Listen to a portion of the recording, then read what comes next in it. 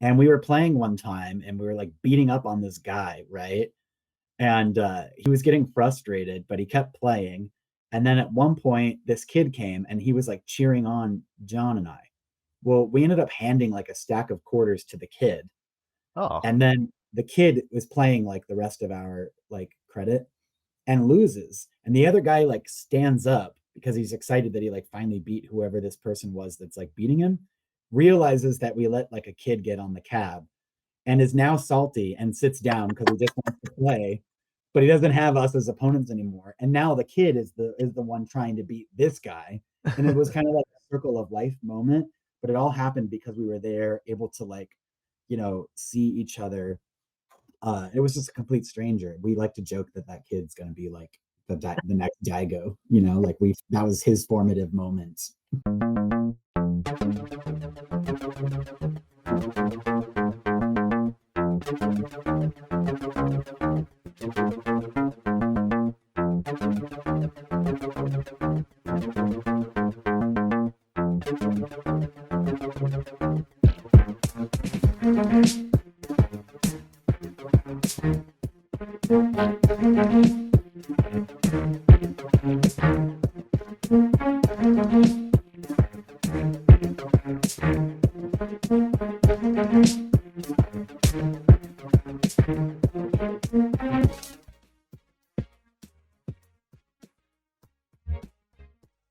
hello, and welcome to the Absolute Guard podcast.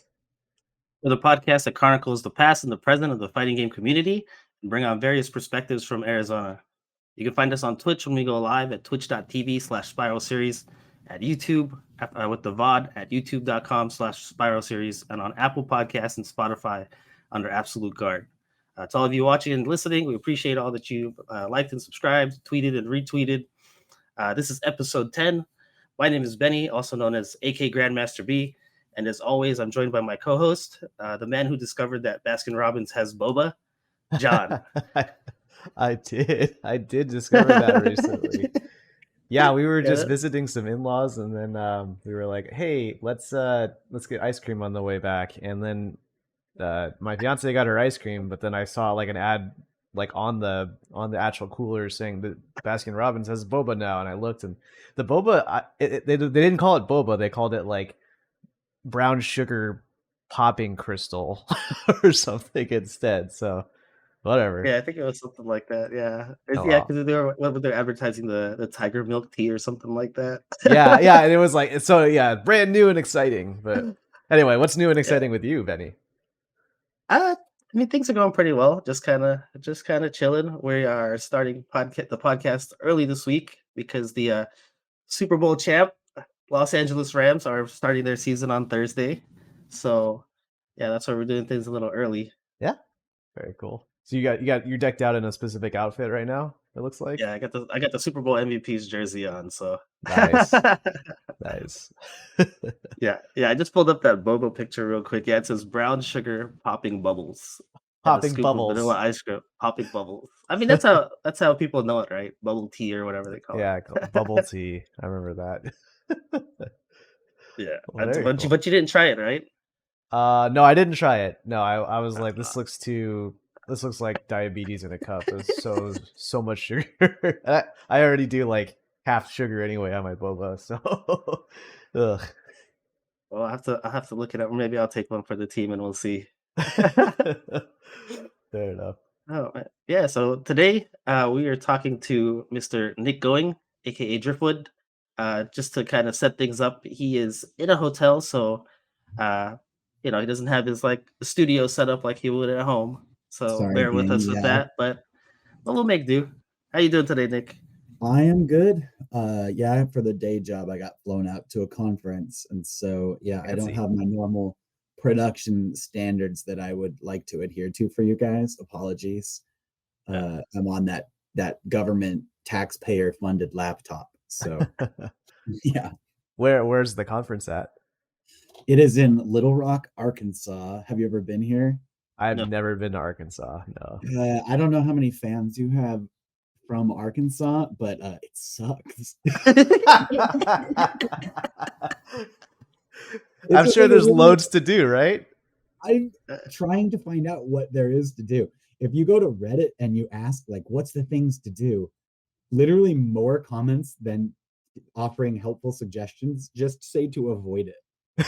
Oh, really? But That's I don't know. I'm a fantastic. foodie. I'll find something good out here, you know? Very Yeah. cool. I mean, yeah, at the very least, you should be able to find a food spot, if nothing It's else. supposed to be good barbecue, so there's hope Hmm. for this trip yet. Okay. Well, safe travels with you, man, wherever you got to go for that. So that's cool. Thank you. Yeah, man. So, I mean, typically when we start, I mean, when we have a guest for the first time, we want to talk about their gamer tag. Everybody knows you as Driftwood. Was there a gamer tag before that? If not, then if you could give us the origins behind Driftwood and how that started, if that was bestowed upon you, or if that's something you just chose. Yeah, I didn't really have like a meaningful gamer tag before that. Before I got into fighting games, I played like Halo like every guy, and I played a little bit of Super Smash and lots of Zelda and things. But I didn't have that opportunity to come up with like a gamer tag until I got into the FGC.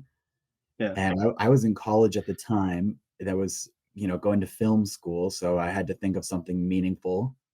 And I love the movie and the book Count of Monte Cristo, Yeah. which is also like, so for me that through line in my life is like film, right? Like film led me to fencing, and film led me to like knowing about Street Fighter and all of that. So I picked Driftwood, which is what the main character gets called when he washes ashore. He has to like do a knife fight with these Italian pirates, and they give him this nickname. And they say what we shall call you Zatara, and he says that sounds fearsome, and then they reveal that it means Driftwood. Yeah. And I thought it was funny. That whole movie is about kind of like the ups and downs that you can go through in life and maintaining a good perspective, and it kind of jived with me, and so that's where I picked it. Nice. And we've seen different like variations on your name before too. Like I've seen like you take your name as is spelled Driftwood, but you swap out the vowels for numbers and leet speak it, right? And then it turns into Yeah, that was never intentional. So it was my very first like local. It wasn't like Evo, but it was a bigger tournament. It might have been a major. And what was the tournament in AZ before? I don't know. It might have been like Devastation. uh-huh. Yeah. But I used to spell my name with the one all the time until I thought like that they forgot to register me for this tournament. And then I heard over the megaphone, they were like, last call for Dr. 1 Foot Wood. And that's when it clicked. And Jon, Velociraptor, was with me at the time. And he was like, that's you. And we both figured it out at the same time. And you said this is mature audiences, right? Yep. Yeah. So when I found out like I had accidentally made a dick joke out of my gamer tag. You know what's funny is Dr. 1 Foot Wood is it would probably be more likely to be a gamer tag than Driftwood would be anyway. That'd be something you'd see on Xbox Live, right? Yeah. So I've had different names bestowed upon me by different people. Some people have called me the Good Doctor, or just Doctor for short. And I love that. And I just I guess it kind of goes along with why I picked it in the first place, like those ups and downs, and having fun, and it's a game, so why not? Yeah. It's poetic. No, that's yeah. No, I remember you told me the origin of that, and I don't know if I talked about this briefly on the podcast before, but the Count of Monte Cristo has a lot of meaning to me because that's when me and my wife were supposed to go on our first date.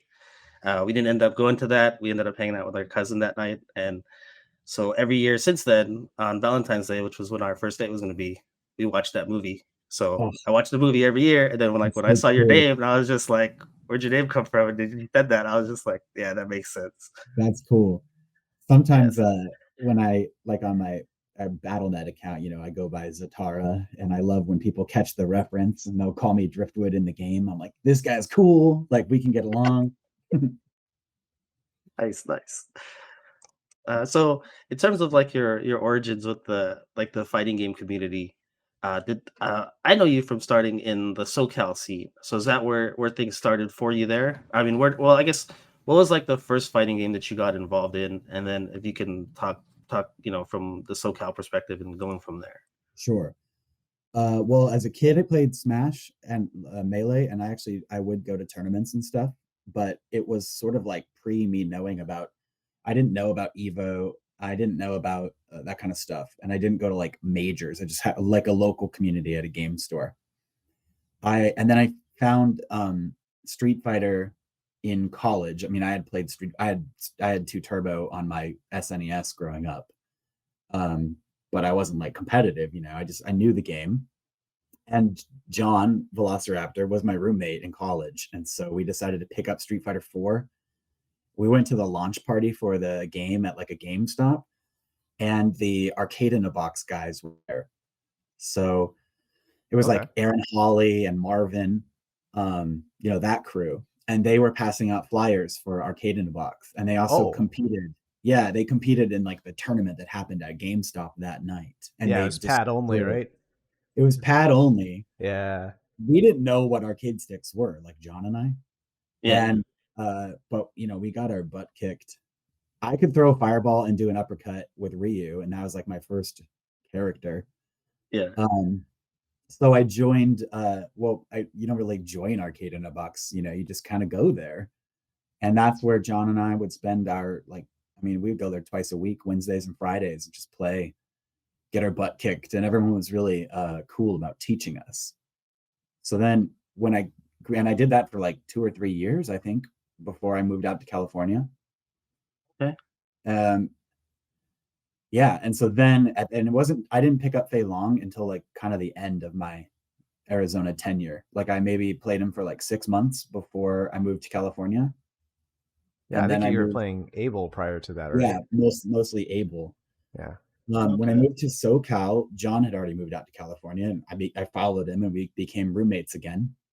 So he showed me the SoCal scene there, and it was pretty sweet. I mean, I met instantly, like upon going there, I met Valle, who would run sets with me. I played with Online Tony, Brent, Chris Tartarian, Humby, who is like one of my favorite Street Fighter players of all time, old school. It was cool. It was a cool mix of old school guys and the new school Street Fighter 4 players.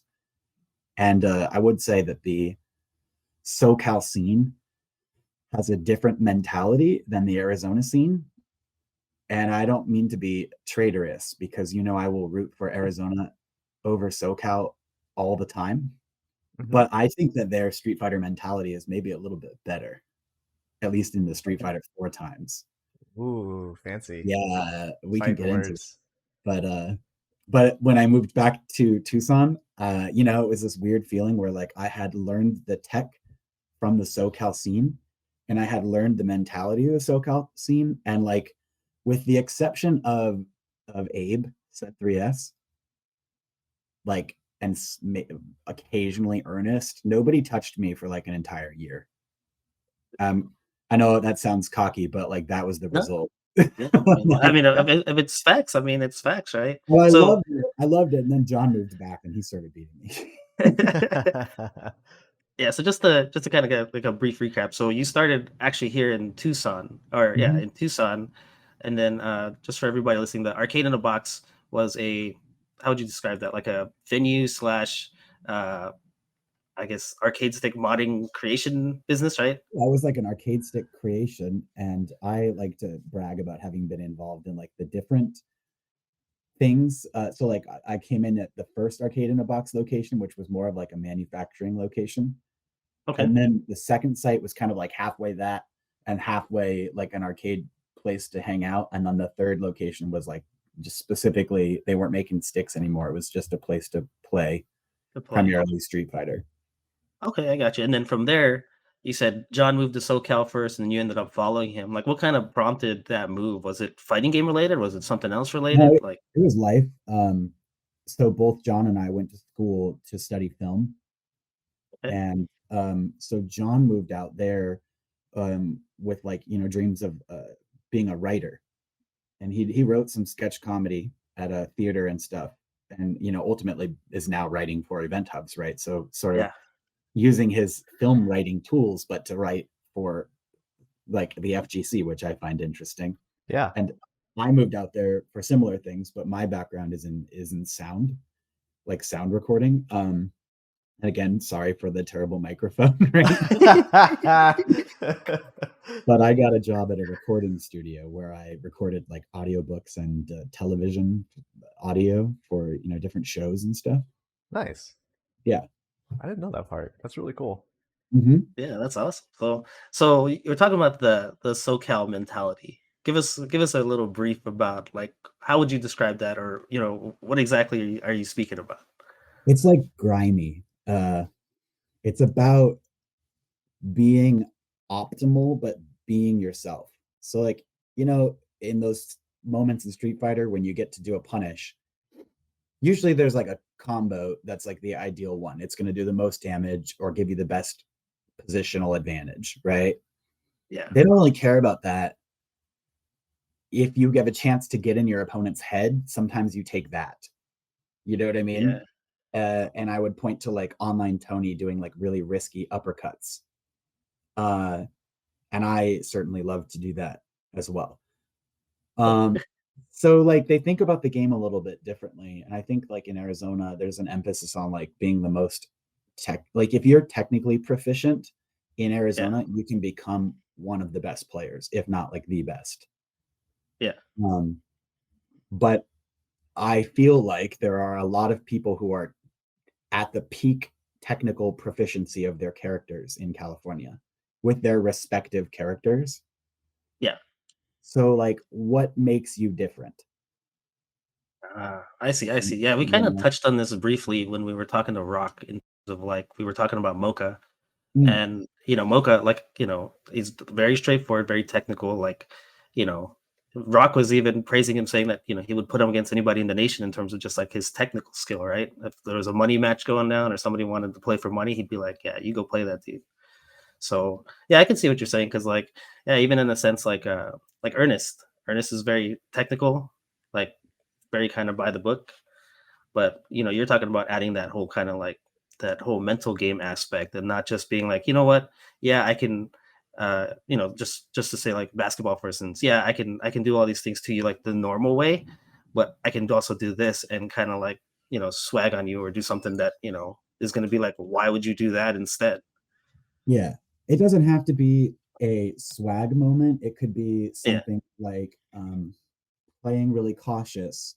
And then when you get a moment to take a risk, take the Yeah. risk. The I can't risk believe I doesn't. used that word anyway. Sorry. I hate No, I I hate mean, like, using that word.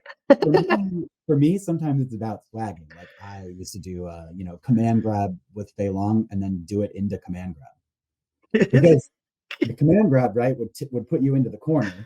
Yep. So now if you do the combo, you don't have the corner advantage anymore. Yep. What's better than getting that damage from a command grab? It's like, well, getting the damage and putting them back in the corner and destroying their mind.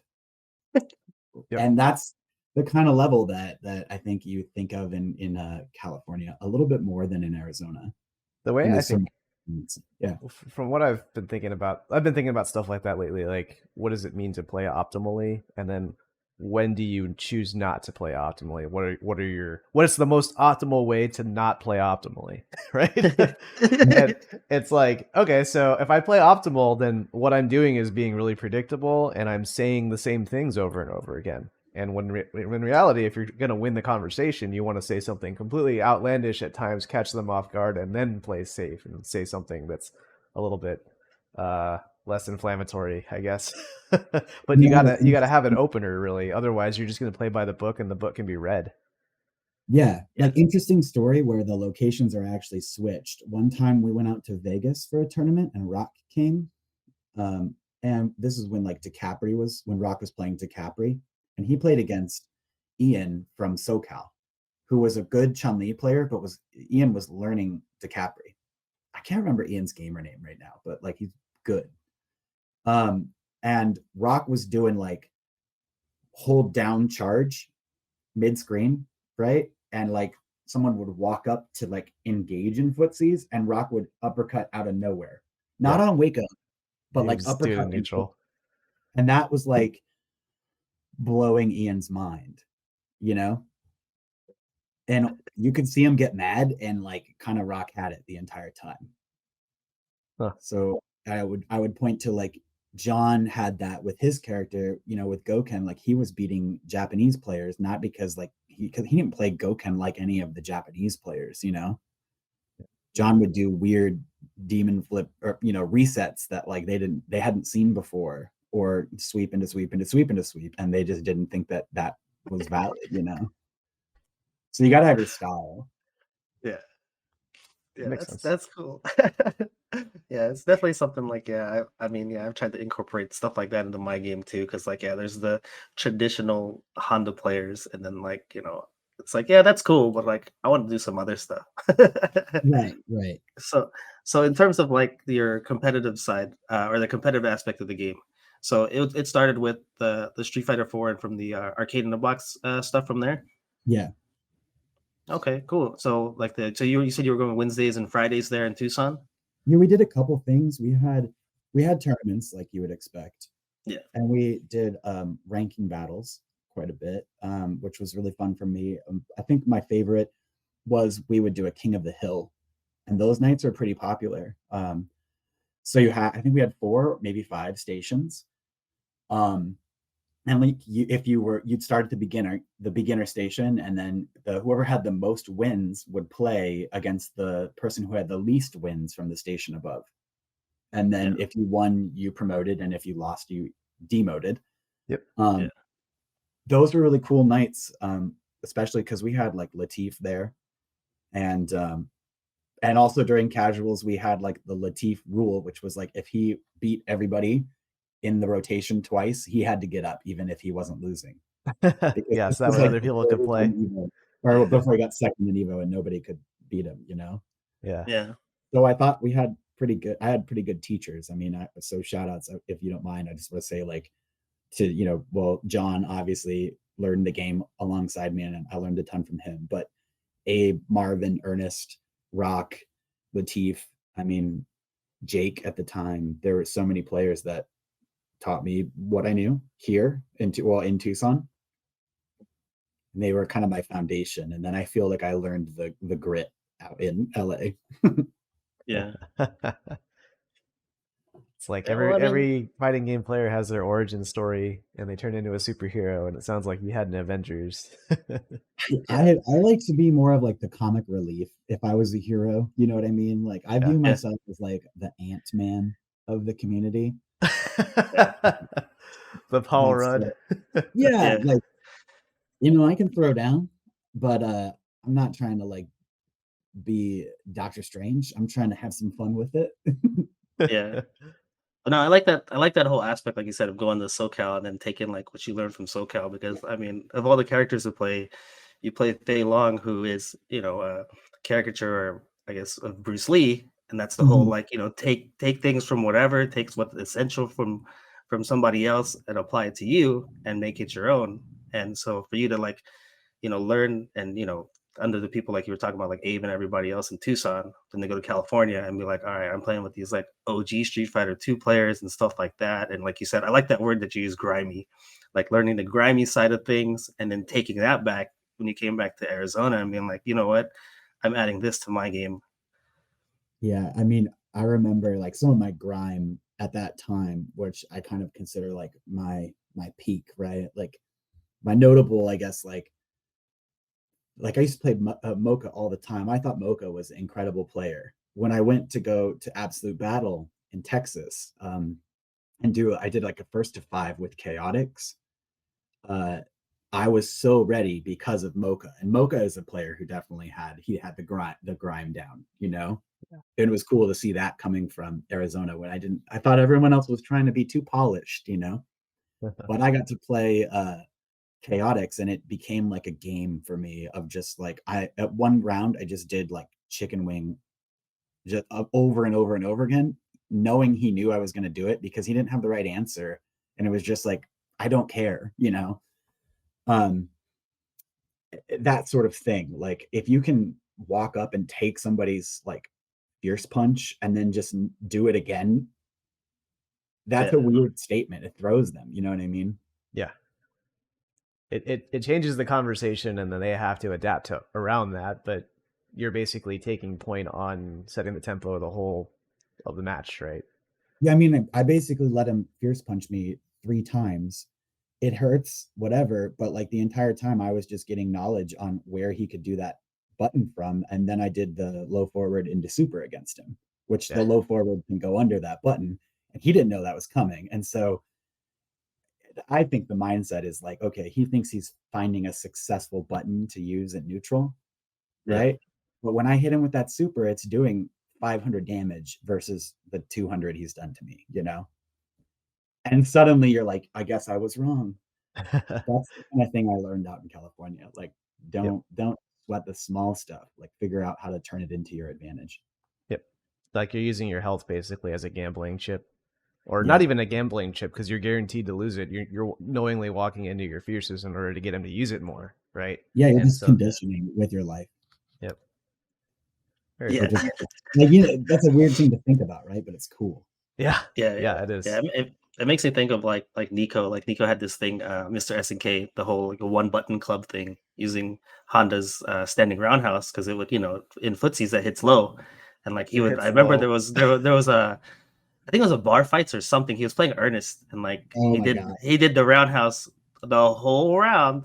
Then at the very end, it was Ochio, and it's just like he had conditioned him so much, and it was just like in his head so bad that he was just like, I can't believe he's just using this one button the whole time. And then it was like scoop, and it's just like that was like one of my favorite things to ever see somebody do. Honda was my original like demon, and it sucks because it's a favorable matchup for Fei Long. It makes no sense that it should be hard for me. And so SNK, Mr. SNK got in my head all the time. And then when I Yeah. moved to California, there was a player named Arrow who would get in my head all the time. But I had a really incredible match at NorCal Regionals where I lost to Hudaman. Oh, But it was like the most honest game of Street Fighter you've ever seen. Like last game, last round goes down to time. this And is he another timed. Honda player, right? Huda Man is another Yeah, Honda player. he's a Great. very good. I mean, he ended up playing like Capcom Cup in the qualifiers or something like that. He's incredibly good. Nice. But I feel like having those matches with SNK, that's what prepared me for that. Nice. So that's kind of the Street Fighter 4 era, and your strong performance as a player. After the Street Fighter 4 era, you shifted to another role. Would you be interested in talking a little bit about that era as well? Yeah. Are we talking 5 or like the bridge into 5 as a TO? I'm interested in the bridge and into 5. Sure, yeah. Yeah, it kind of bridges into that because like Yeah. for those that don't know what we're talking about Rewired. That's the tournament. Well, I'd say like a big regional that Nick put on in Tucson with a buddy of his. So if you want to touch briefly, kind of like on the origin of that, and kind of how that started. Yeah. I've always organized stuff, and I've organized tournaments from a fencing perspective, which we can talk about, but that's my other thing.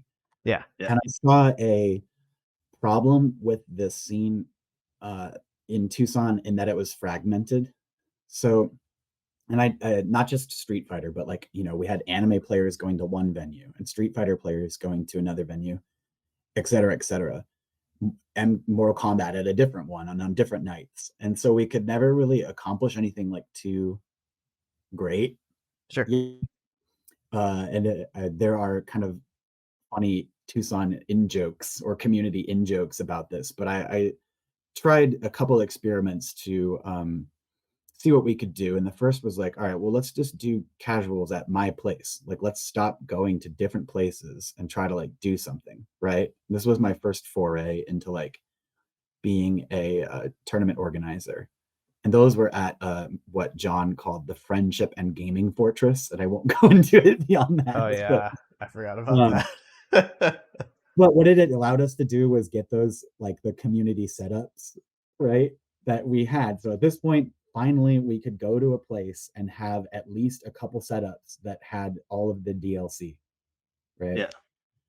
And then it was like, all right, cool, baseline is established. And at the same time as this, there was that tournament called Devastation, and it was really sketch. Do you guys remember? Like, there was another one in the Melee community too.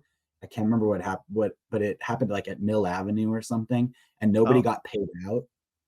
And Devastation had that same sort of thing. People weren't getting paid out right away, and et cetera, et cetera. And so I was like, well, we can do this better. So we started with locals, and we brought the Smash community in with us, with my friend Justin, who's a big part of the Smash community there.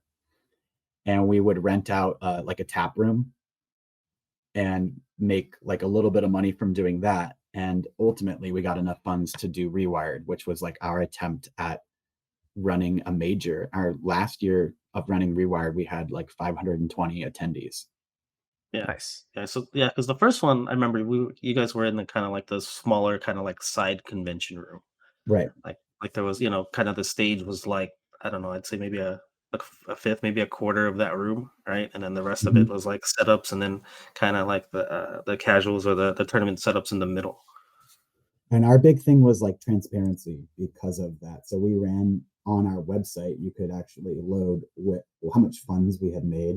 Yep, I remember that. Yeah. What the prize pools were, what it was going to. And we also let people design custom badges, which was really fun. I don't know if you remember that. Yeah, no, that was one of my favorite things. But it was just about like not being weird, like uncomfortable with the Smash and the Street Fighter scene, like trying to bridge that gap so that we could leverage something together, which like was being able to afford the convention center space. Nice. Yeah. What games did you run at Rewired, out of curiosity? Oh man, okay. The years blend together for me, but total and we allowed external TOs to come in and utilize the space if they wanted to run a game that we didn't have, so long as they provided their own setups for it. So we had like community space, and we also had that this was tough, and shout outs to Steve Gannon, because we did a 24-hour room at the second Rewired, and he basically was the reason that happened. That was a 24-hour venue? I didn't know that. That's awesome. Yeah. People were there the whole time. It was insane. Wow. Like delivering pizzas and stuff. So the games we ran, we did Mortal Kombat, Street Fighter 4. We did Street Fighter 5 the last year. We did Marvel. We did Killer Instinct.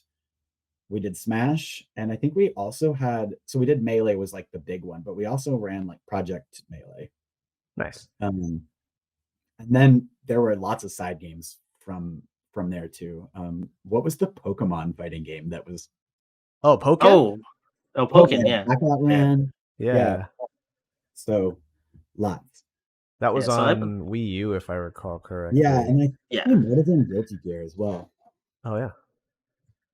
Yeah, wow, I remember. a lot of games. The thing I remember from the first one, other than it was just like it was like a completely huge difference, right, from like the first one and being in that small room. I remember. Street Fighter 4. Would you have like the little Polaroids that I think you hung up like on the stage? Yeah, I remember that. Like, how do you get creative to do something? That was fun for us. Also, Frank in the chat, thank you for that McDonald's, because I was dying. Yeah, because like I have very very fun memories of both of those tournaments. Because like I think, the first one, I think there was a buddy match. Who was the team that came? Colorado. I think you had some Colorado guys there. The one, I think. And what's that? The first year we brought out Snake Eyes. Oh, that's right. Yeah. Okay. And that was really cool. And of course, Snake Eyes won the whole thing. But we had a pretty good showing against him. I don't remember who. Was it Mocha? It might have been Mocha. It might have been Yusuf. Okay. I'd have to look it up. But I remember being like yelling like, "I'm top 3 at my own tournament." Nice. And then we did the match with Colorado, and I honestly thought that was like one of the most fun team matches. Yeah, that was the most fun for me, because I remember you guys pulled me aside. We're just like, we're gonna get Benny to play, and then like I think it was Jon in the background. He said something. He goes, "You know all that stuff that we tell you not to do? Like, do it right now." And I was like, oh, okay. And I ended up winning whatever my match that I played in that. And like, yeah, I had a ball. Hell yeah. Nice. So that was great. And then like the expansion into the second year was just like you guys had like I don't know if that's the biggest room that's at that double tree, but it seemed like it was. Yeah, that was a huge change. And that's the one when like my whole family came down there. They were doing like Reg Desk. We were talking about that a couple episodes. So yeah, selling balls. That was incredible.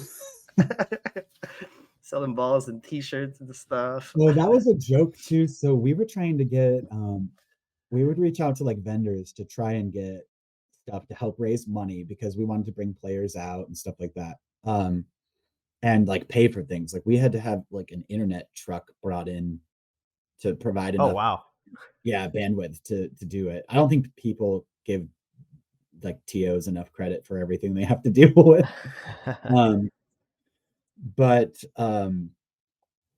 So we reached out and Justin got like Ball's energy drink to donate like 2 pallets of the energy drink. Yeah, like, there was a lot. Like, it was so much. And so we were remember that. selling those and like that was great. So I had I was fortunate to go to the second Rewired, and at that time I had just started seeing my then girlfriend, now fiance, and she had a history of gaming, but she had never known the FGC before until Rewired. And so I told her, I'm like, it's different than normal gaming. It's like the normal like traditional gaming because it's rooted in arcade culture. There's different demographic makeups. There's different ages, all kinds of differences. We get there, and then suddenly there's just pallets of Balls energy drink, and she's like, "No, this is the exact gaming that I'm used to. I know all about Balls." And I'm like, "No, this is different. We're not that Hollywood." Yeah. we were sort of celebrating whatever we could get, you know. Yeah. No, that was a big deal though. It was like, man, we got like Arizona. It felt like that was the cool thing about Rewired is that it felt like it was Arizona's major. It wasn't just like, hey, here's a major by a specific person. It was like, this is the Arizona major. And so when Nick, when you put in all the hard work and you got sponsored, it felt like Arizona got sponsored. It felt like the entire scene got sponsored in a way. Well, and thank you for saying that. I really loved putting in that work. It's something that I think I would still be involved with. But yeah, you know what I wasn't thinking about was like what drove me to do that work was my identity as a player, which changed as the games changed, you know. But that's how I felt when we got like, and I remember like, and I think it was after, but Armando got the qualifier for Red Bull. Yeah. Like, got the.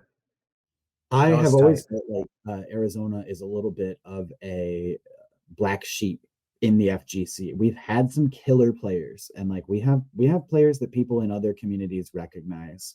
And I mean, like obviously, like Latif and Abe, and you know, like there's so many players, Juicebox, whatever. Scott has an Evo moment. I mean, there's players here that matter and are like historical and important and good, and also just cool people, right? But we don't have it on the level that like New York has or that California has. Yeah. You know? And I wanted us to be seen that way, you know? We do have, I think, a big enough scene that it could happen. In the Smash community, Arizona is actually a very like well thought of state. Yeah. So my goal with the FGC when I was doing TO events was to try to give us the opportunities to draw people in that we could learn from the same way that like I did. Even though like most people in Arizona would be like, we're better than them, we're going to take them down. And I was always like, you don't know what you're about to get into. Yeah. Because we did events at like the Maker House too, which was Rewired, where we did like a California versus Tucson 5v5. Yeah, you guys did the Tucson Phoenix 7v7 there, yeah. Right, yeah, we got messed up. So. That's I understand that feeling of like, oh, we're on the map, like we're doing something for Arizona, and I want that to like continue. Yeah. Yeah, you talked about bringing in people from, like, to learn from also. Was that part of the thinking behind, because in the, I think in the first Rewired, I think you had Sajam there, right? Was he at the first one too? I brought Because Sajam. I know Well, the the second one you had second one Sajam and James Chen. and James Chen, yeah. Yeah. The who came to the first one? I had Shibble Tim do Oh, commentary, Okay. and Tim's been like my FGC friend forever. yeah. So, and Tim's one of those guys where I kind of feel like Tim, like out in California, Tim doesn't necessarily like win stuff, right? But like we used to road trip from California back to like the Phoenix Ranbats, Yep. and Tim like Yeah. top 4 with like his unpracticed Blanca, like, Yeah. and we would think there's no excuse for that, you know. So that's my point in like there is a gap, and it's only because we just have less players. Yeah. So I think it is a gap that can be bridged. And plus, it's fun to play video games with people and invite your friends from out of town. I remember like taking all the California guys to get Sonoran hot dogs, and it blew their minds. Yeah, like or like we both have In-N-Out Burger, I think, but I don't think California has Cane's Chicken. And I know whenever we had a lot of people from out of state come, we'd always take them to Cane's Chicken, which is like a staple in the South, but somehow we have one. We have a Portillo's randomly. We have a bunch of Chicago chains. I think we have Lou Malnati's too. Yeah. Yeah. We got The Culver's. spot, Culver's, we had yeah. 2 spots in Tucson. Like in the early days, we would go to this place called Chicken and Rice. Wings and Rice, yeah. Wings and Yeah, I love Rice. that place. And then after that, when Wednesday Night Fights was a thing, and we would go see if like Jon was doing well. Yeah. And that was late, that would go till like 3 a.m. So we needed a place that was open late, and we moved to a like a Denny's. We had a brotherhood that still exists that I can't go into too much detail. It's a secret brotherhood that would meet at Denny's, and they would bring us carafes of Mountain Dew. Carafes. That's awesome. For your own. I'm done with this. Oh man. Our secret chat mantra in the chat. There's only maybe 2 other people here who will know it. E Serapis Unum. Nice. Yeah, it's funny you bring man. up like the whole the community thing, right? In terms of like Arizona, and again, not being not as respected or not as seen in that same light, because like Phoenix, I think is what fifth largest population now. I think that passed Philadelphia like a few years ago or whatever. So it's like there's a general population that's huge here, and it's just like it's a matter of finding those players, and cultivating and growing that scene.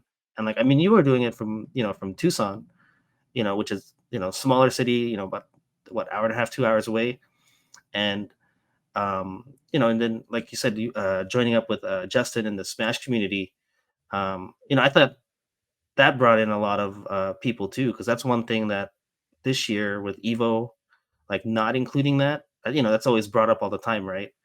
And what I think about is like the cooperation you guys had, like that brings in a lot more people that people don't think about, right? You're thinking about like unique attendees. It's not just, the fighting game community in itself is kind of a niche, but you bring in the Smash community, and like I don't know what the numbers were, but I'd have to think, just based on how the venue looked, that they were maybe 2/3 of everybody that was there. That's about right. I mean, we filled 128-man bracket all the way up for Street Fighter 5, and then had games that we didn't have overlap like KI. Most of the KI players were like explicitly KI, but like the Smashers at least doubled us at least. But what was cool was like because of like the way like my connections in the community at the time, and because of Justin, my partners, both of us were the kind of guys who like to just like go play Street Fighter when we were doing like I would do a life trip to like Albuquerque for like vacation. Like I'd go there to hike or something, and while I was there, I would go play Street Fighter at a local thing. And that's how I met when I went to Albuquerque, that's when I met the Colorado guys, and I learned out that Albuquerque and Colorado were like rivals in the way that Tucson and Phoenix is. And so, I was able to reach out to them, and it just became like, you know what, we're like a whole West Coast, or, Western thing. You guys feel the same as us. Like, you're not on the level of California. You don't get that visibility, but you can come to Rewired and get that visibility, and we'll give you time on, the 5v5. And that's a good incentive. Cool, we didn't even really think about it in that way. It was just like, let's, like, it doesn't hurt to have more people come. Yeah. I think there's also like there's a common like thirst as a player where you're like, hey, I want to have somebody, I want to play somebody different than who I usually play. And then when you get a chance to meet someone from a different state or a different city, even that is, similar skill level as well as different, you're like, man, let's play right now. Whatever we can do to make it happen, Yeah, I like to think when I did an internship in New York, and so when I was out there, I went to Next Level a lot, and I met Henry Sen and Aqua Silk, whatever. Nice. I actually played games against Aqua Silk, and I was losing to him at like what is Next Level, like Fridays or whatever. Right. Yeah. And I was so frustrated, and he could read the frustration on my face. And I was like, all right, can we play like casuals after? And they were still running arcade cabs. So, you had to like pony up cash and stuff to play, to do casuals, because the rest of the setups were for the event. Yeah, for that. And we did. And I finally beat him. And I like kind of popped off that I beat him. And then when we were leaving, he's like, yo, where do you live? And I was like, oh, I'm living in Brooklyn, but the line to get to my hotel, or to my, like, I was in a furnished apartment, was broken, and I didn't know how to get there, and I had no money because I was poor as shit. So like Aqua Silk took me on this like subway ride into Manhattan so we could get on a different ride, and he just like took me all the way back after I popped off because I beat him for the first time. Oh wow. Like, that's the kind of people that I think the FGC attracts, and that's like what I like about it. And so I just, like, to encourage like those kinds of people to have like a home. Yeah. Nice. It's funny you brought up those you said 128 man bracket for Street Fighter 5, and it kind of just gave me flashbacks because I was the one that ran like all those brackets for like 10 hours. I was running all those pools. And like, I don't know, for me, that when I think about Rewire, like I said, I got fond memories, right? Because my family was helping out, something I was involved in. And then also it was kind of like the peak of my Street Fighter 5 career, because I remember playing against Ernest in like the winners final of our pool, and I beat him like easily. And I just remember like I walked up the stage, and like I was, I found Scott and Rick, and they looked at me and they were just like, man, you look mad. And I'm just like, they were calling me like murder face Benny and stuff like that. And I'm just like, I don't know. It's like, I don't know what took over for me, but I was just there. I remember that match. It was incredibly intense. Yeah. Like you got Ernest to crack, basically, if I recall. Yeah, and like I remember like watching the VODs and stuff, and hearing like it was Jon and James Chen commentating at the time, and like Jon was kind of just beside himself. And I'm like, yeah, that was like one of my top moments here in the scene, and I'm just like, I don't know what came over me. I mean, to Ernest's credit, he ended up placing overall better than I did. But to have that moment, especially after running brackets and stuff like that for 8 to 10 hours, like that's just like that was like peak Benny right there. That's awesome. My favorite Street Fighter moment is winning Wednesday night fights, and for me, I had to face Kino. He was playing Balrog. Just like, and that's actually a pretty tough match for Faye, because he can punish your Rekkas with his jab. So you have to perfectly space the Rekka. And I know people who don't play Fei Long are like, who cares? Give me a break. Like, top tier, right? But it's a tough one. And I beat him. But what I remember is James Chen and and Ultra David on commentary getting hype and like celebrating on mic with me. Like, they're part of that memory. I downloaded the YouTube video, and I have it in like my Google Drive, and I can like revisit it on like a tough day or whatever, like it has that level of importance in my life. And for me, like, a lot of the budget for Rewired went to things like bringing out, James Chen. Not that he charged us very much at all, because he actually didn't. But we paid for airfare and and the hotel room and stuff. Yeah. But it's not like Rewired was a major in the way that like Evo is, and they have like a production budget and stuff. And I think that or I like to think that people who made it on the stage, or who got, and like having an Arizona player commentate alongside James Chen, which happened for a lot of that tournament, you'd have the Arizona player talk to James about what they were like. And it was a way that a player from here could be connected to like the fame of those pros, or like the scene that you watch, because you would watch Wednesday night fights. That's your entertainment as a FGC player. Yeah, I thought that was a really big thing. Like you said, I mean that's a big thing. I do look back on that. Or I haven't I haven't saved that. I look back on every now and then, and I was like, yeah, this is my moment. That's awesome.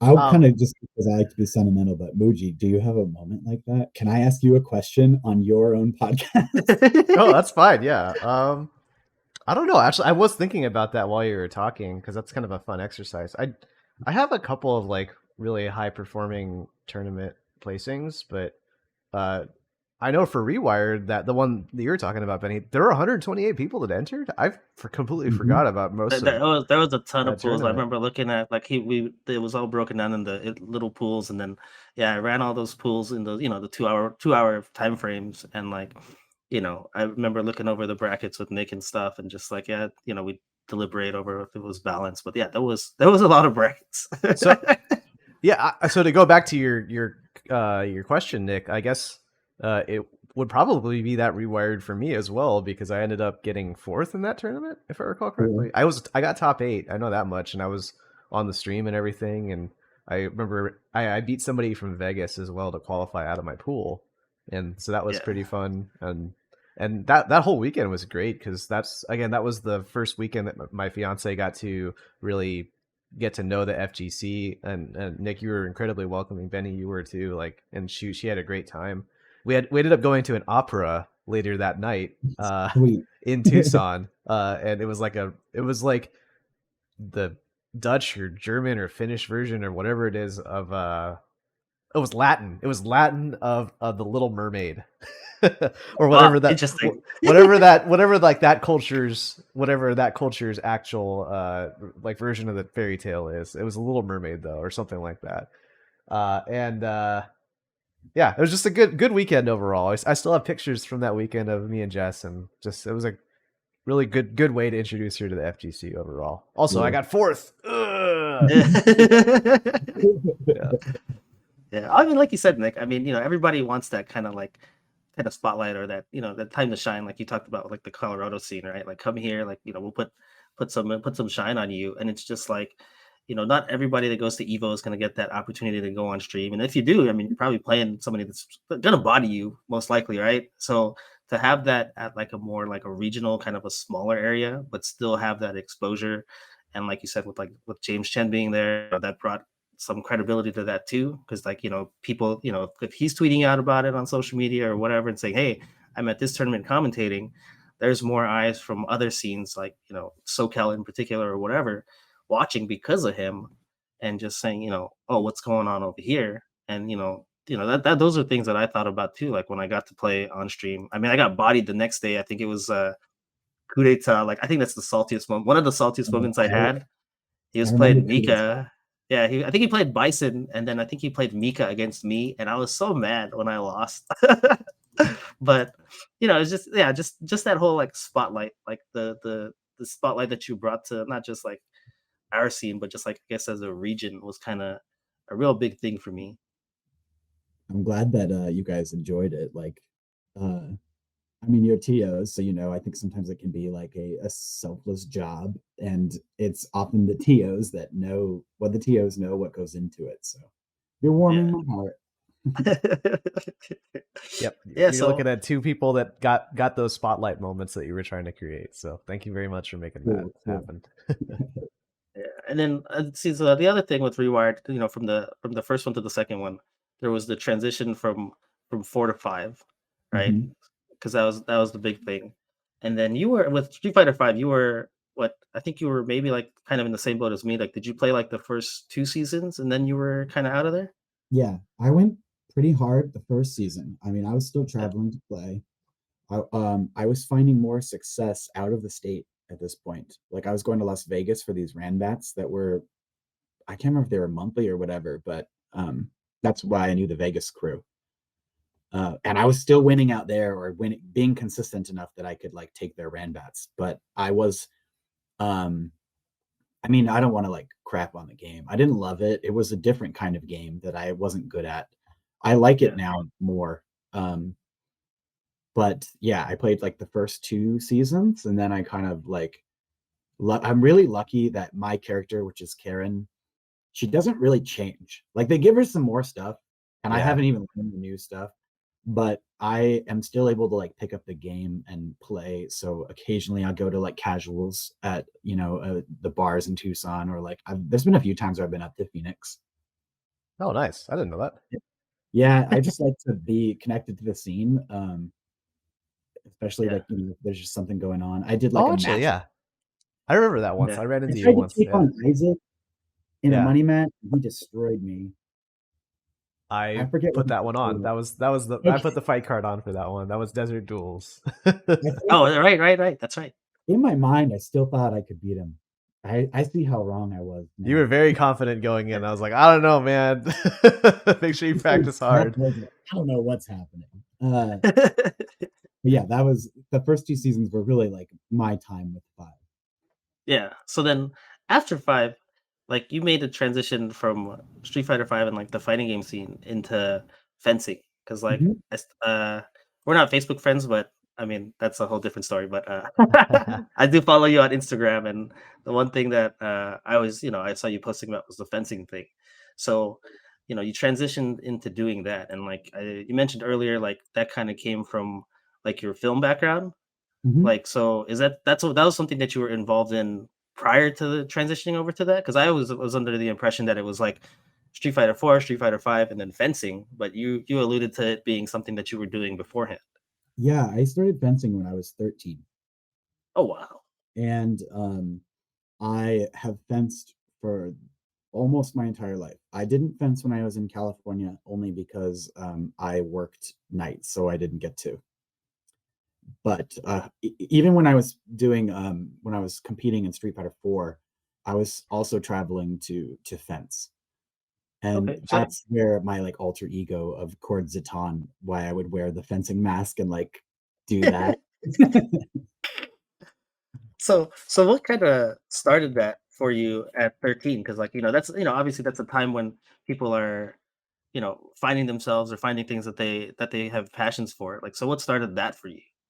I was trying to find a sport and I didn't have one that I like clicked with. I didn't really like team sports. I just felt like I wanted to put work into something and see results. And I hated when I would like work at something and then the team would lose. Yeah. And I liked the movie The Princess Bride Oh, with okay. yeah, so that like sword fight, my dad and I used to like act it out with like wrapping paper tubes and stuff around Christmas time. My family Oh, would rent it. Yeah. So he was like, you should try fencing. And he took me to a class.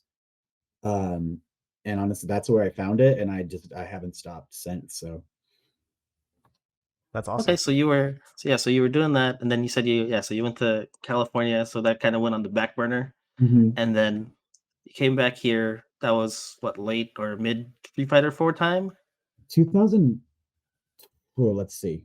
When did Street 09 was when Street Fighter 4 came out, right? Yeah, '09 was when Street Fighter 4 came out. Yeah.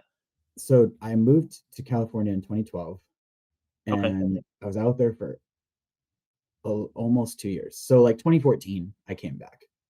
Okay. It was still Street Fighter 4, and I was fencing with my former coach at the time and competing.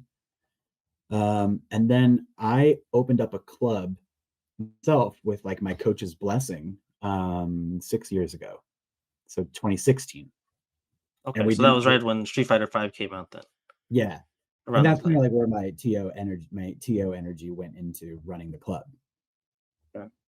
So it's like Okay. starting your own company, basically, right? You had to find a venue, or not a venue, but like a place to rent from, right? And I mean, we rented a space. Luckily, at the time, I didn't have to pay rent, so I used my oh, rent nice. money as well, rent for the club. Oh, nice. I I shared, yeah. didn't know you started. I'm sorry. I didn't know that you were the one that started that. I thought that you kind of just like joined the club. But that's awesome. Like that you started it No, yeah. yourself. I told my coach that I wanted to like do marketing for her because she sucked at it, to be honest. And she is like a wonderful person. Still very much involved in my life, but she's also like a hard ass in the exact same ways that I am. So like I respect it and I get it, but because I get it, I knew that if she said no, it was never going to happen. So I Yeah. said, hey, I'm going to open up my own club and market. What do I do? You know, and Yeah. she's like, go for it.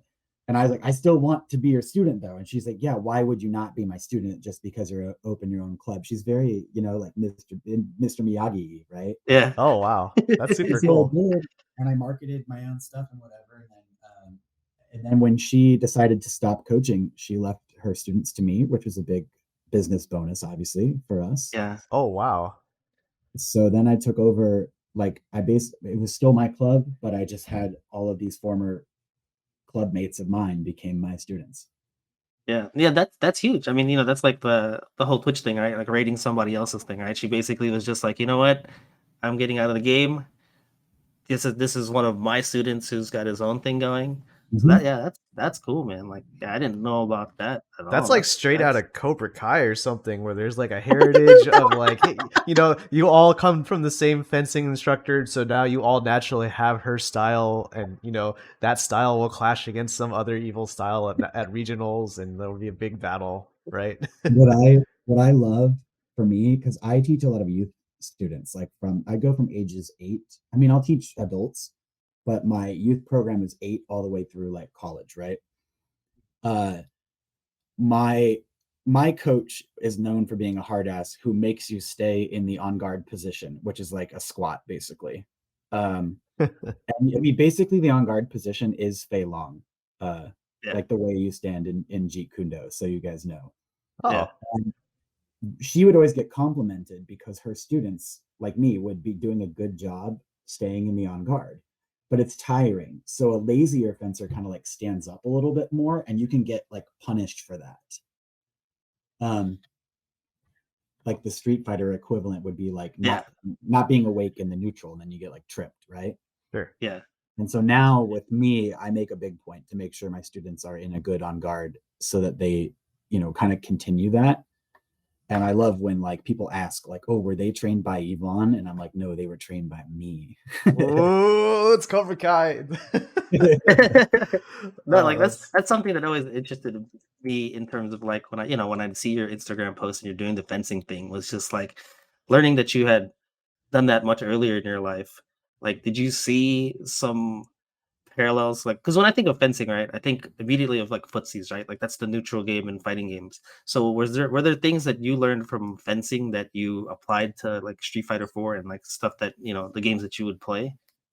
Yeah, 100%. And there's actually kind of a cool thing here. So, I mean, I didn't click it right away until I started playing Fei Long, and Fei Long's Rekka reminded me of a fencing lunge.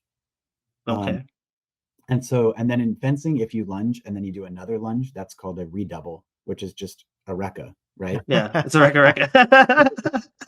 Mind blown. But also the fact that like fencing is mostly like a plane. You can Yeah. do sidestepping, but like you're limited. So we call it distance, but fencing distance is exactly the same as footsies. Okay. And there's a word in fencing for everything that you say in Street Fighter. So like when you punish somebody, when you make somebody whiff in fencing, that's called making them fall short. Huh. Right? When you corner them, it's called pushing them. You push them to the back of the strip, Yeah, and you're push literally trying to corner them because then setting the distance is on your terms. They can't back away, right? And so, like, as soon as that clicked, I was like, "Oh my god!" But fun fact: there's actually a Olympian from Canada. His name is Eli Schenkel. He runs a YouTube channel called S Class, and he's a big Super Smash player. Oh, and so he there's actually parallels there too, huh? Yeah, and he's made videos about like, like when like in fencing you're trying to punish the recovery frames of your opponent's lunge, and it's cool that other people are seeing that too. Okay, so I kind of want to play a game right now, if that's okay with the group here. Yeah. I think that Benny and I've got some lined up, Benny, so you can have time to think this through.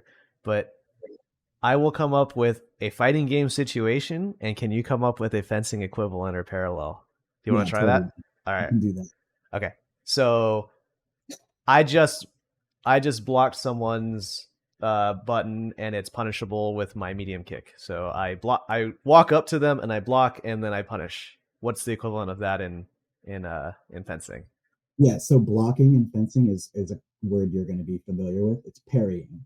Ah, so we would say that's the second intention attack, which just means you purposefully got close to them to draw out their attack, to block it and hit them. So it's like in Third Strike, you walk up to bait them so that you parry and punish. It's exactly the same. You walk up, you bait them, you parry, and then you repost means to hit them. It's like I'm gonna walk into this space. I'm expecting to low forward, but I'm gonna parry, and now it's my turn again. Yep. Okay. Nice. It's 1-to-1. Like it's crazy. Okay, how about this? I'm losing on the ground, and so therefore, and because they're constantly asserting space with normals, and therefore I'm going to jump at them. Gotcha. Okay, so because we can't fly like a fighter, right. The equivalent to this is like in fencing, you crush the distance. So if you're losing in Street Fighter in neutral, like you can't get in on a Chun-Li, right? So you jump over her normals. Right. What we do is like more like dashing in. Okay. Does that make sense? Okay. We're not going to play footsies anymore. We're gonna crush the distance and get close to them, because then you're ruining their ability to keep you at bay. So poking is a thing in fencing. Okay. I believe there is a term in the Japanese FGC that refers to aggressive moves like a jump or a dash, something to basically switch from neutral to an advantageous position up in someone's grill, right? And so it sounds like that's kind of what fencing is. It has a dash built into it as your mobility aggression technique then. Okay. Exactly. So you're just getting in there because you need to in order to like mix it up. Got it. And you can jump, like there's jump lunges, but it's not the same where you're jumping over a move. It's again to get next to them. Got it. Okay. Benny, have you got one? I don't know. I could throw out another one. Let's see here. I got knocked down in a fighting game, and so I want to recover safely by doing an escape, like a game specific escape technique, like a backdash that's invincible, or a backdash invincible. Like what would be a good evasive technique on the D? So we have this thing where in fencing you can hit somebody as they're falling, like so there are literal knockdowns where you're not knocking them down, but like sometimes, like in basketball, where you can like juke somebody and they trip because like you broke their ankles or whatever, that happens. What I would say is we refer to defense when you're moving backwards as searching. So you're searching for a block, right? And there's a really cool thing in fencing that happens where you build like muscle memory, but you're building it with the absence of touch.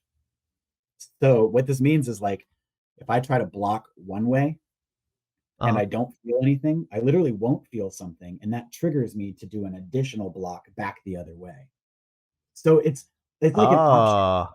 It's an option select. Yeah. Okay. And that's my equivalent. Is like it's a defensive option select. It's kind of like in Street Fighter 4, you would do a backdash, right? But you would do a backdash from the focus attack, so that you're either absorbing a hit or you're backdashing. In fencing, you're moving backwards, but you're either going to move backwards once to stop them, and automatically, if you don't stop them, you're going to move backwards again, and you don't even think about it. You just do it. Okay. Yeah. Wow. Okay. Yeah. All right. I got one more. I got one more while I was thinking about it. Oh, you got one? Yeah, I was thinking of one. Go for it. in terms of like feigting's a thing in fencing too, right? Yeah, So 100%. like what would that be in terms of like, I throw out a jab because I want you to do something, and then like I react, whatever with something to punish your whatever you throw out. Gotcha. Okay, so we have two things here, and I'll just do really quick. Like we have feints, we have a high-low game that's exactly the same. You have target that's like above your arm and below your arm. You can't protect it all at the same time. So you can like feint low with like a move. The opponent tries to block it, and then you can go high. So those are kind of like, like Ken's roundhouse that like looks like it's going one way and then it hits you. Oh, crazy kicks. Yeah. We Okay. have those kind of attacks that work. We have, high lows and reverse. So that's one way. And then quite literally, if you are on the attack, so if I'm going, like, say I'm trying to hit you, Benny, Yeah. I score a point if I hit you and you don't defend. Okay. So if you did like a desperation attempt so we have like priority is the best way to describe it. Okay. So Okay. you'd be throwing a jab and I'd be throwing a fierce because I'm making the attack. If we both touched each other, I would win the point. So what happens? Oh, okay. You pretend, you feint like you're going to throw a jab, right? But as your jab recovers, I throw that fierce punch, you parry it. Yeah, that's basically it. Yeah. Yeah. False. You can do a false feint into a parry. That's like when you're like in neutral and you whiff a crouch jab and then they try to low forward it because we see the crouch jab and then you sweep their low forward, right? Yeah. Literally, like we practice taking an advance step, which just means move forward, and then lunging, and we practice making the start of our advance able to transition into a lunge immediately because you want the startup, if you want to think about it as startup, the animation of your advance to look like your lunge so that you can go into the lunge without the opponent knowing that you're doing it. Yep. If it looks different, they're ready to defend. And like I think that's a very fighting game tenet. Like how a lot of people will do like a fake fireball with a light kick, right? Because it Yeah, keeps yeah, Ryu standing, right? Yeah. Or like Guile will throw a boom and then whiff a throw because he pulls both of his arms together. It looks like a boom, right? Right. And then you Okay. hit them for whatever they do. That's all in fencing. Like, Okay, the last one on my end. I gotta get this one out because this is too fun. I want to do a combo on this person, but I'm not sure if it's gonna hit or not. And so I start with a jab, and then I do a couple more jabs into a strong into a DP or something, right? So basically, I'm hit confirming with a low. I'm hit confirming. What's the parallel there? Yeah. So we have a thing called engaging, and your opponent's got a sword, right? Let's say your opponent is taller than you, so they outreach you. They can hit you before you can hit them. They have a longer poke, right? Sure. But we need a way to get close to them without, and we need to know where their sword is. So what we're going to do is called a compound attack. You can think about it as a combo, right? Okay. But we're going to attack their blade. And what that means is we're going to try to move our hand in a way that we can feel their blade. And when it happens, we're going to trap it by using some kind of motion. So, like if this thing's pointing towards me, yeah, I could go around underneath, catch it, and go forward. And so I've moved their blade to the outside. And so it's a combo of like, I'm going to step forward and try to do something. And if I feel the blade, I can proceed and hit them. But if I do feel them, it's like what I talked about earlier. I'm going to abandon it and I'll stop the combo. That's a hit confirm. Yeah. And It's you're starting with something low committal, right? Like that just that check, but you're still keeping yourself guarded, I guess, right? And we would actually use the word check, which is what's funny about it. Oh, okay. Very cool.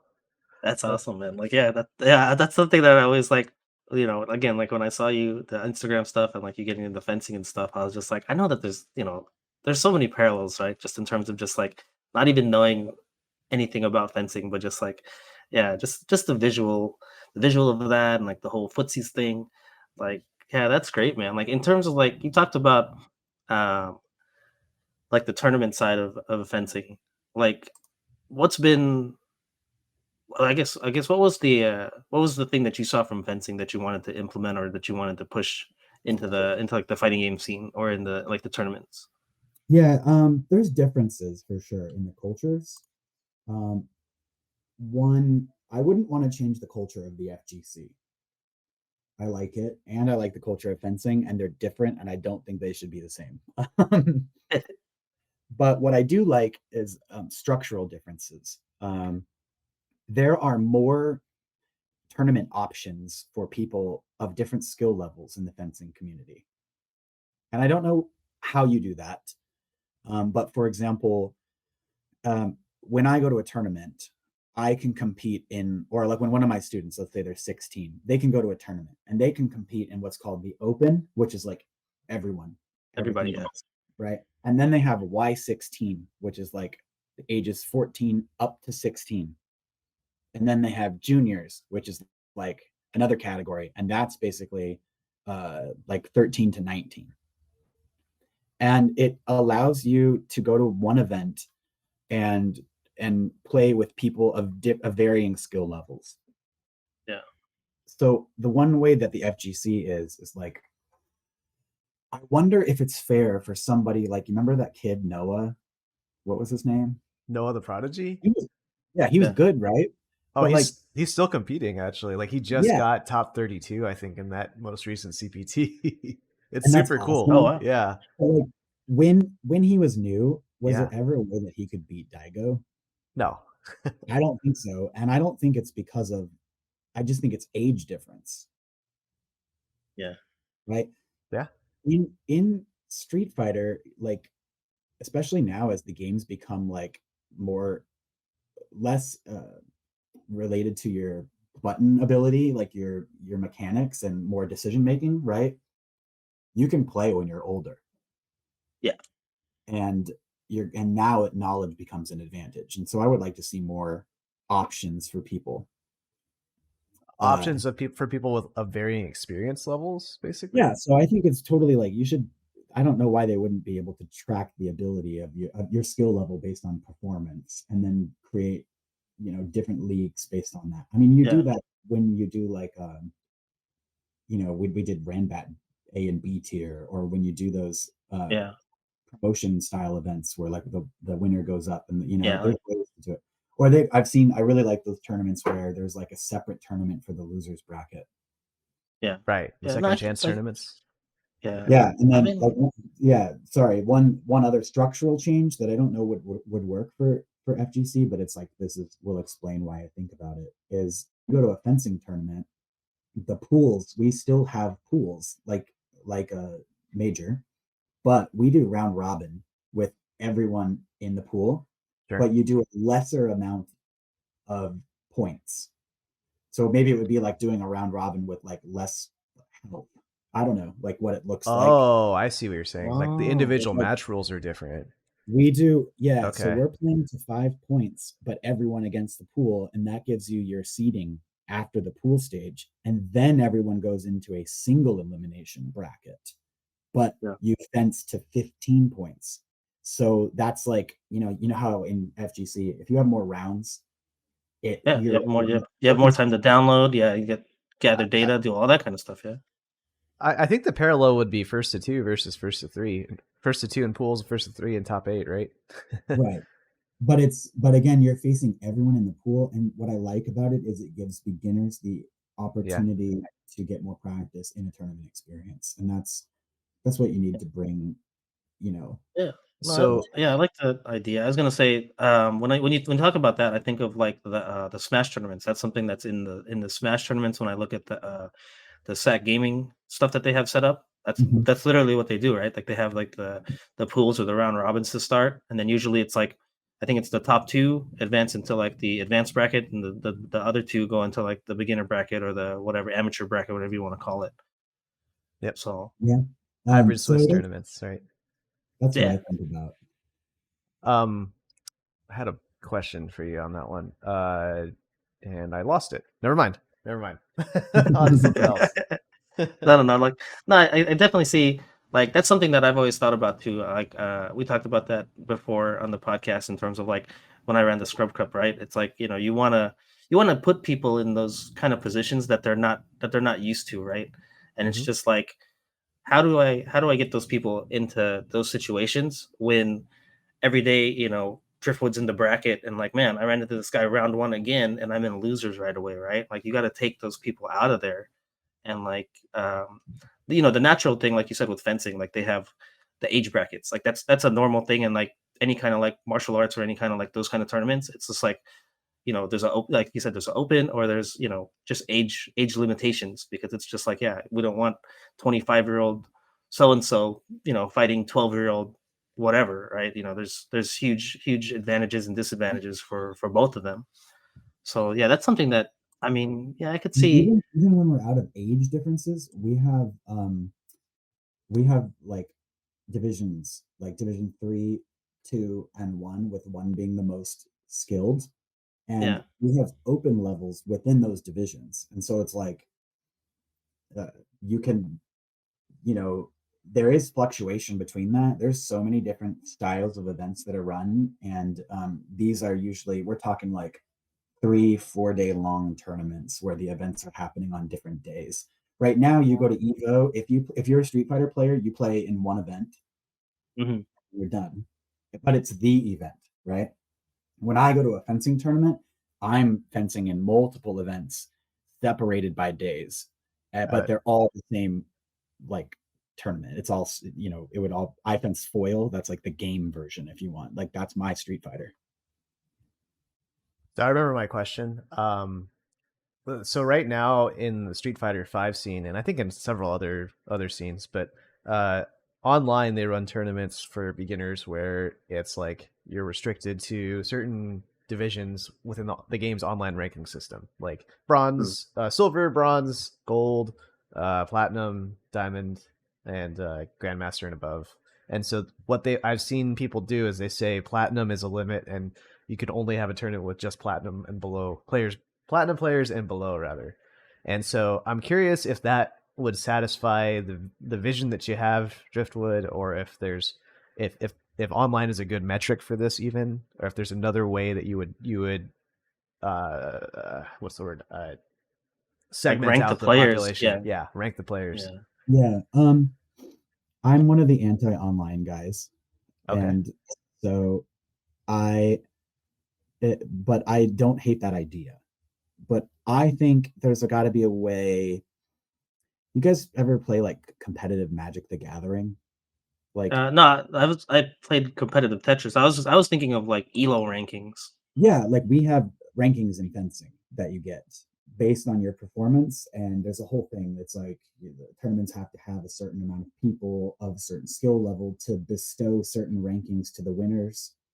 And, it's like, think about it as payout. Like, it's not just the winner who gets rankings, you just get lesser rankings if you were further down. Sure. So, I bring up Magic the Gathering because like that's an offline game, right? People are playing with cards, and they have a system where the tournament winners are like reported, and it's tracked on your like online profile, and now you have like a ranking, and you can qualify for certain events and stuff, which is sort of what Capcom's doing.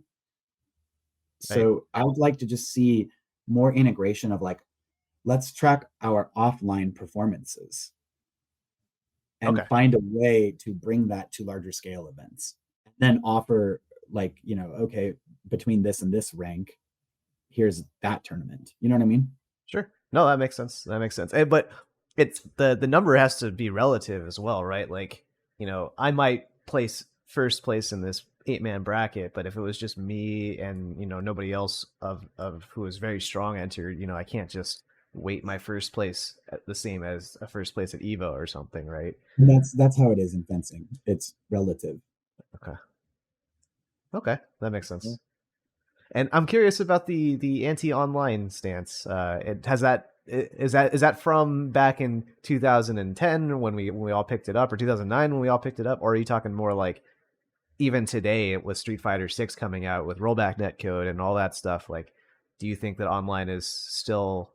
Do you think online has caught up to the legitimacy that offline has? I think my anti-online stance definitely started with the 2009 for sure. But I still have it. Here's why. I think rollback netcode will work. but I think that there is still an element of designing the game around the around online. And that looks like, when I look at the fighting games that are online, it looks like slower buttons, like more startup on moves. Yeah. Right? You don't see like a lot of 3-frame jabs or stuff. At least like they're not, even with like Street Fighter 5 netcode being a lot better now, you're not reacting to a jab online ever intentionally. A jab, no. I agree. Well, But you did. that's the remark from earlier though. We were like, what if you whiff a jab to bait out a low forward and you get a sweep, right? Should you ever be Right. able to react to it? Well, and I understand that. I think a game can be designed around online play. I don't think that it's been done perfectly yet. Okay. And so it's still like coming at it as like, this is a simulation of offline. Do you think anyone's gotten close to designing a game for online play? You know what's crazy is I think Rising Thunder was my ideal online. Okay. Rising Thunder was the game that was by the Cannon brothers, who are also the founders of Evo, and they have since gone on to work at Riot. So are you expecting much from Project L? I hope so. Did you play Rising Thunder? I did not, no. I played it a little bit. Yeah. It's my favorite integration of the easy controls argument that you hear right now in the FGC, right? Oh, yeah. Because the way that it worked was like your special moves were on cooldown. Right. And so you didn't have to have an execution, although some characters still had execution of like the timing of when you use the buttons or which motions you use. You know, you still had to jump to continue a combo or whatever. I have high hopes for the Riot fighting game. I do think it should be PC based, or at least crossplay. Crossplay gives me more hope for online. Really? Okay. Yeah, I don't think like it's my whole argument of like we're stronger with our numbers. Even when we bring different fighting games together, we can accomplish more, like we did with Rewired. Well, let's not fragment our systems, you know? Yeah. That's how I feel. I love Cat Cam. Yeah. No, like I have high hopes for Project L too. Like I think, I mean, obviously there's gonna be the expectations with it, coming from the League of Legends side and Riot. Like there's definitely gonna be a huge kind of untapped market there outside of the FGC. Because I mean, like you said, the Cannon brothers are working on that. I think somebody mentioned what's his name, the Marvel player, Clockwork. Clockwork is being involved in that, right? And so for us, like the hardcore fighting game players, like there's that portion of it where it's just like that lends itself some legitimacy, right? Like we have hopes for it because the people that are involved in our scene are working on that. And then, but there's also this much kind of like casual scene in the League of Legends side that they've got to capture as well. Yeah. I mean, it can be done. And I think certain games in different genres have managed that. Like a lot of the MOBAs do that, Yeah. Where there's like a high level team that practices together. Sorry about this alarm. And but you still have all these numbers playing that appreciate the game. So it totally can be implemented well. And I want online to work. So I think it would be foolish not to. So, and that would destroy if they can get it to work, it fixes the problem of like these cloistered communities of different skill levels. Yeah, I've been thinking about that a lot lately because of like how I think in the future online is actually going to supplant offline altogether, because there's a point where if online is good enough, and it doesn't have to be maintain parity with offline per se, but as long as it's good enough, like during a pandemic or something, what is your practice group at a certain point? Like, because right now we're limited by just who we play offline, who lives in Arizona. But what if my practice group is actually people in California? And I think that happens a lot. Like the best Street Fighter 5 player on the West Coast right now, I believe, is Chris CCH.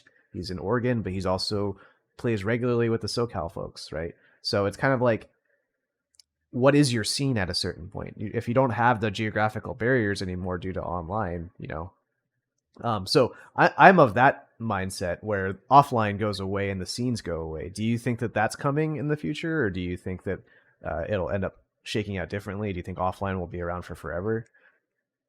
I view it as a hit to the offline for sure.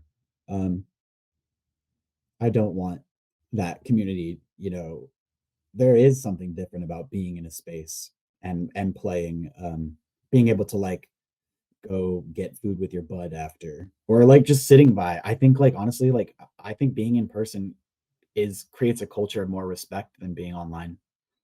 Uh Even when it's like the most heated match ever, I think there's more respect when you're online than offline.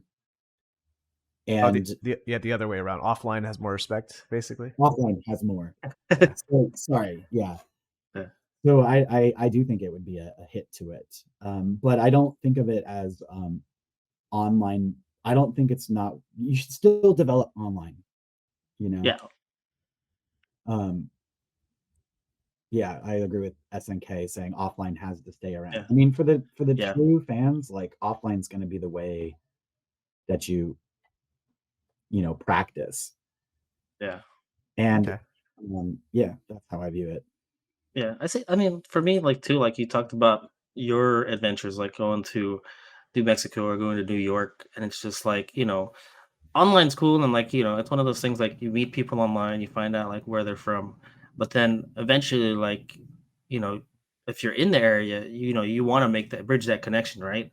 Then it goes beyond like the game, right? Like it becomes a friendship. It's just like, hey, Aqua took me on the subway train here and here, and it's just like I got that memory, and like the next time I come back, it'll be like, hey, remember me? I was that guy that popped off, and you took me to Brooklyn and whatever. And it's just like, that's something that's gonna grow out of online. So I don't think that will like ever go away. Like I feel like that's a that's a huge kind of thing, and just kind of like the whole like human connection kind of aspect that I think like I don't think we can really kind of avoid that, because like eventually, like whoever I meet online, like if I'm at Evo, you're at Evo, I'm gonna be like, hey man, let's link up. Like that's always gonna be something that I'm gonna want to do if it's somebody that I haven't met in person before. Like I do that all the time with like my Alaska buddies. Like when I was going to Evo, like there was people that I didn't personally know that that have been to Alaska after I left, but they're coming down with the group, and it's just like, hey, this is my time to like them to introduce me. Oh, this is Benny. He used to be here until whatever, right? And then again, then we have that connection. It's the human experience, the I human think person it's to person important. Yeah, connection. Yeah. you got to keep it. I don't know. John and I tell this story a lot. We used to go running to this arcade. I think it was Family Fun Arcade, but it was like in Hollywood, close to where we lived. But it wasn't one of the like popular Street Fighter spots in LA, but it was like 2 miles from the house. So we could manage running there. And we were playing one time and we were like beating up on this guy, right? And he was getting frustrated, but he kept playing. And then at one point, this kid came and he was like cheering on John and I. Well, we ended up handing like a stack of quarters to the kid. Oh. And then the kid was playing like the rest of our like credit and loses. And the other guy like stands up because he's excited that he like finally beat whoever this person was that's like beating him, realizes that we let like a kid get on the cab and is now salty and sits down because he just wants to play, but he doesn't have us as opponents anymore. And now the kid is the one trying to beat this guy. And it was kind of like a circle of life moment, but it all happened because we were there able to like, see each other. It was just a complete stranger. We like to joke that kid's going to be like the next Daigo, like that was his formative moments. But Yeah, I just like, you did the equivalent of a one and done on somebody, but in real Yeah. life. yeah. That's funny. So that's an interesting question, and I it's interesting. I've thought more about tournaments and organization of them Yeah. than I have like online. Okay. Yeah, I can see that. Yeah. So I mean, well, I mean, we heard a little bit about the origins of Driftwood, talked about Rewired, and then really, really great discussion about fencing. That really kind of hit a lot of points that I wanted to find out about. But in terms of like the future, like one, are we gonna see Nick going with Street Fighter 6? Like, are you interested in that? You know, if so, like, I mean, we don't know about Fei Long, but you know, like what what's the future look for Driftwood? I will toy with it for sure. You can count on that. I have been keeping in touch with the updates, and I'm interested in the battle system that's been announced. So that's cool. I think that they are approaching meter usage in a way better way than Street Fighter 5. It doesn't feel like Mario Kart to me anymore, Oh, which the was rubber my banding. Yeah. problem. Like I did all this work to be better than my opponent, and now he gets a comeback factor that's like going to kill me in 2 touches. You know, I don't know. Yeah. I know that like back in the day with Street Fighter 2, that was everyone, but that was the main criticism of Street Fighter 4 was the ultra meter, right? That you get punished for hitting somebody because they get revenge bar. Yeah, I mean, right? I didn't love that either. Like, I think that figured out the scaling of it, and I didn't like unblockables, and but it wasn't good enough at the beginning of Street Fighter 4 to understand the complaints, quite honestly, and so I sort of was oblivious to them. That's like as no, that's fair. That's very self-aware. It took me. I got not double perfected, but I got perfected twice by Shin Akuma at Evo on stage when I was playing Abel because of unblockables. I couldn't escape the vortex. And that was the first time I understood what it meant. And that was what led me to Fei Long. So so anyways, I'm interested in the battle system. I haven't found a character that like excites me yet. If Fei Long's in the game, it's probably like a definitive yes. Yeah. If I try the game and I'm like, oh, there's some magic here and it feels fun, then yeah. Very cool. Cool. So keeping an open mind, it sounds like. Well, for sure. I'm like, everyone I've met through the scene in Tucson, like I still see. I mean, some of them much less than others, but like I see Jon, I see Steve, Tyler. I play like Heroes of the Storm with Steve and Tyler. So we're playing other games and I wouldn't have even known who they were. So I imagine that we're gonna try it. We're gonna see what happens, you know. Yeah. Sure. Yeah, for sure. I hope it clicks. So my last question to you would be a kind of choose your own adventure. So if you had to give advice to either a new player or a new TO, and you can pick which one you want to talk to, what advice would you give them? You got to do one because we're low on time. Yeah, all right. I'm going to give the same advice, but it's going to be the same advice to both. Ooh, fancy. Because I see this with my fencing students, and this is my advice. Anything worthwhile to do is hard to do. And I see people quit, and I view it as my role as like a coach to help people understand that like, yeah, you can quit if you want, if you're not having fun, if it's not worth it. But if it is worth it and you quit, you've lost something that you could have had. That's only special because it is hard to do. So you need to like persevere past the hard combo or the time that you lost in the tournament and you went 0-2, or for a TO, the tournament that you threw that only had like 2 attendees. Like it's worthwhile to do, but you do have to push when it's hard. And that's like my advice to player, to TO, to get real. Yeah, no, that's brilliant. You're defined by your defeats more so than your victories in a lot of ways, right? Yeah, 100%. And, you know, I mean, it's the one frame links under pressure that feel the best. And it's like the tournament moments that you guys were talking about earlier that like feel the best to me as a TO. And I didn't get there by like, you know, not taking risks and trying things and all that. Yeah, that sense of accomplishment. Yeah, like when you get over that hump, get over that hill, you know, been kicking your ass while you grow up, you know, beat your dad after he's been, you know, beating you in basketball for all those years or whatever. Like, you know, that moment when you get there, like, yeah, that's one of like some of the best things in life, man. So obviously we talked about the fencing. Like, did you have any other shout outs or anything else that you wanted to talk about or promote or anything like that? No, I don't want to shout. I mean, you guys, if you ever want to try fencing and you're in Tucson, you know, just tell me. I'll schedule a free lesson with you, and of course. But There you go. Free lesson if you want to learn some real life footsies, right? Yeah, I mean, you're gonna get scared, and I'm gonna hit you in real life. But shout out to everyone. It's been a blast, like seeing everyone in the chat. I want to give props because I don't think SNK was on the show yet, but I did talk about how you were my demon. Yeah. I don't know. I love what you guys are doing, and like the FGC is very special. I'm gonna go watch the YouTube video of me at Wednesday Night Fights right now. You're back in the nostalgia zone now. Oh, you got it. Yeah. Was that the goal? This was really just to get me to play 6, wasn't it? That's all it was. Is we got to bring him out of retirement. We're gonna set up an entire podcast just for this moment. Bring all the old guys back out of retirement. Very cool. Man, yeah. Well, we hope to come back and join another episode sometime. We'd love to keep talking to you about fencing. We basically got our own lesson right then and there, you know. So let's get more. Thank you. Check out awesome, my YouTube channel, S Class, because it'll explain those fighting game and fencing parallels. Very cool. Nice. I'll make a note of that right now.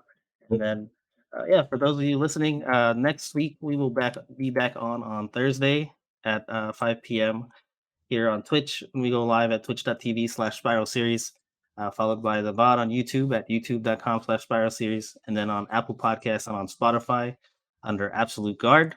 Next week we have coming on is going to be King Hippo Tanner, who has made some waves recently in the on Twitter, talking about Evo and what was it about the NFTs specifically. NFTs, that's and the what impact it was. that crypto has had on the FGC and how it's impacting esports lately. It's a brilliant read. He's the webmaster, I suppose, of the Them's Fightin' Words blog, and that's how he makes those waves. He's still using a blog, and it touches all of the FGC all the time. Yeah, so we're looking forward to that.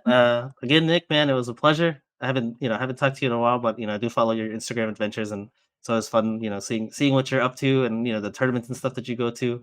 Real awesome that's actually something that you started, like the club that you started. Like I didn't know that. I won't be a stranger when there's more offline events or at like the Street Fighter 6. I'll try to cop a pre-launch copy early so I have an unfair advantage. Do my thing. Oh yeah, I did that. But real quick, I do want to give a shout out to you, Nick. To get a little personal here, is I had an illness a couple of years back that was extremely rare, and for a while I wasn't sure, and nobody was really sure if I was going to make it. And not a lot of people get the opportunity in their lives to see just how much just what kind of an impact you've had on other people before you die, or just in general before, like, and so I was thinking I was gonna go, and Nick put together a video of everybody in the FGC wishing me well and kind of giving me that perspective of these are the people that I've had the pleasure of knowing in my life, and in a lot of ways I wanted to keep maintaining that relationship and keep hanging in there. And so I'm grateful that you gave me the opportunity to basically just see the impact that I've had on the world. And that's just something that, that's up there. That's way up there with the TO spotlight thing. I got a once in a lifetime chance thanks to you. And so I'm really grateful. You obviously deserve all of those kudos, and it was incredible to see everyone who had similar feelings to me, like, and the way that you've impacted our lives. So you do not need to thank me. We owe you the biggest of thanks for all the work that you do, and obviously Benny, your family, like what running registration tables and everything, like these are the definition of selfless and awesome. So I think you're way better at doing it than I am, because you're long haulers. I hella respect it. So thank you. Well, maybe watch that video again after your Wednesday Night Fights one if you want to cry. When we started talking about that. Me too. All right. Cool. I guess that will be it for us. And I guess next episode 913, as Benny said, and we'll call it here. Well, not 913, 915. 915. Oh shoot! Let me change that on the thing. Yeah, 9:15 next Whoops. Thursday. Cool. Thanks, So everybody. again, thanks everybody for watching and listening. See you later, See Nick. ya. Bye, guys.